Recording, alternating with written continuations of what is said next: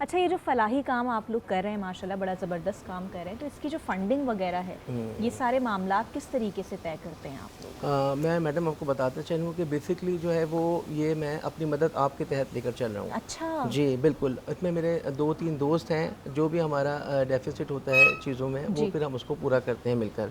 ठीक है, मेन जो है वो इस वक्त हमें जो बजट देखना होता है, टीचर्स की सैलरीज निकालनी होती हैं, बिल्डिंग क्योंकि अभी मेरे पास रेंट की है तो उस बिल्डिंग का रेंट निकालना होता है मुझे। ओके। तो ये 2 मेन हमारे पास जो है वो टारगेट है ना। तो मतलब अभी टोटल आप खुद देख रहे हैं जी ये? बिल्कुल, अपनी जेब से? बिल्कुल ऐसा ही है। ठीक है, अच्छा, तो और कितने टीचर्स कितने हैं आपके पास? तकरीबन 22 टीचर्स हैं मेरे 22 पास इस टीचर्स वक्त। हैं एक और स्कूल उनकी के चौकीदार सैलरीज हैं, और वो हैं, उनकी चीज़ें? सैलरीज हैं, और फिर बिल्डिंग रेंटेड है, रेंट पर है, और ठीक उस है। गोट में ना पानी है और ना गैस है, ठीक है। तो वो सब चीज़ें भी हमें मैनेज करनी होती हैं। लाइट को बिल्कुल नहीं होती है, तो फिर अभी मैंने अल्हम्दुलिल्लाह कुछ दोस्तों ने मिलकर वहाँ पे सोलर का इंतज़ाम किया सोलर का है किया, अल्हम्दुलिल्लाह। ज़बरदस्त। बच्चों के लिए गर्मी बहुत ज़्यादा होती तो है, आप बच्चे बैठ, कितने लोग आपस में मिलकर ये सारा निज़ाम देखते हम हैं? 3 से 4 लोग हैं। 3 से 4 लोग हैं। 3 से 4 लोग हैं, और जो वो है वो स्कूल तो पूरा मैं ही देखता हूँ। ठीक है ना, तो जो भी इशू आते हैं बजट वगैरह के, तो वो दोस्त वगैरह मिलकर जो है वो मुझे इसमें हेल्प आउट तो करते भाई हैं। ये तो मैं कहूँगी कि ज़रूर जो लोग देख रहे हैं वो लोग जो है वो ज़रूर हेल्प आउट करें और डोनेट भी करें। बिल्कुल, जो मुखैर हज़रात होते हैं वो पहले मैं हमेशा कहता हूँ आप विज़िट करें। विज़िट करने के मुतमईन बाद हो जब आप पहले। मुतमईन हो बिल्कुल। तो फिर ये तो ज़ाहिर है किसी को पढ़ाना एक बड़ा सदका जारिया है, सदका ही जारी तो है। आप बिल्कुल लेकिन बड़ा इस तरह की जो ज़बरदस्त काम चीज़ें है होती भाई, हैं, नो क्योंकि डाउट, ये लोग अपनी जेब से कर रहे हैं अभी तक माशाल्लाह, तो ये बड़ी बात है, इसके लिए बड़ा हौसला चाहिए। और इसमें अल्लाह ताला फिर ज़ाहिर है बरकत भी डालता है। बेशक, जब कोई बेशक। इस तरह का काम करता है ना तो अल्लाह ताला बरकत डालता है।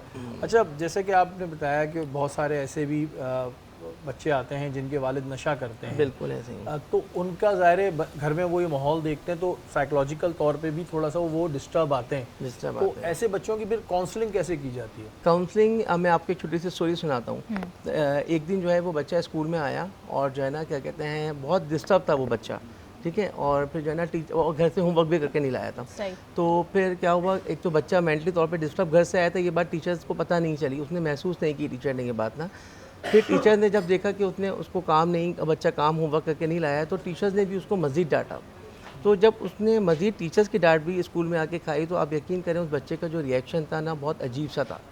अच्छा, मैं इत्तेफाक से ऑफिस में, वो क्लास मेरे ऑफिस के करीब ही है ना, तो जब मैंने देखा कि बच्चा बहुत ज़्यादा शाउट कर रहा है और टीचर्स को जवाब दे रहा है, तो मैं फ़ौरन ना क्लास में उठ के गया और फिर उस बच्चे को उठाकर अपने ऑफिस में ले आया। तो फिर मैंने उससे बिठा के पूछा कि बेटा क्या मसला, आपने टीचर से इस तरह क्यों बदतमीज़ी की?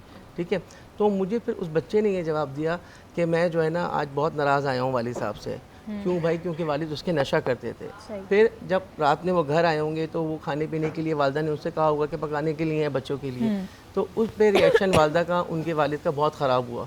आपस में दोनों माँ बाप की लड़ाई हुई, जो बच्चा रात से देख रहा था वो रिएक्शन, तो वो सारी चीज़ें, वो पूरा पिक्चर उसके माइंड में जहन में लेकर थी। आता है। फिर वो सुबह उठ के स्कूल आया, तो फिर टीचर्स ने भी उसको डांटा, तो वो सब चीज़ें मिक्स हुई, तो फिर मिक्स हो उसका गई रिएक्शन आपस सामने में। आया ना।